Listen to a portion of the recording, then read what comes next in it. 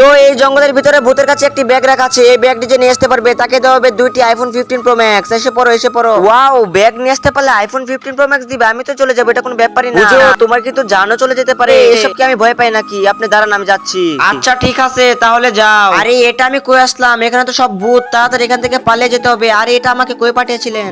আরে আঙ্কেল, আমি শুনেছি এই জঙ্গলে নাকি একটি ব্যাগ রাখা আছে, সেটি নিয়ে আসতে পারলে আইফোন দিবেন, আমি যাবো। আচ্ছা তাহলে যাও। আরে ভাই, এটা আবার কিসের শব্দ? আরে ওখানে ভূত আছে। আঙ্কেল, আমি ওই জঙ্গলে যে ওখান থেকে ব্যাগ আনতে চাই। আরে এতটুকু ছোট বাচ্চা আবার কি ব্যাগ আনবে? চুপ করো। আচ্ছা যাও বাচ্চা।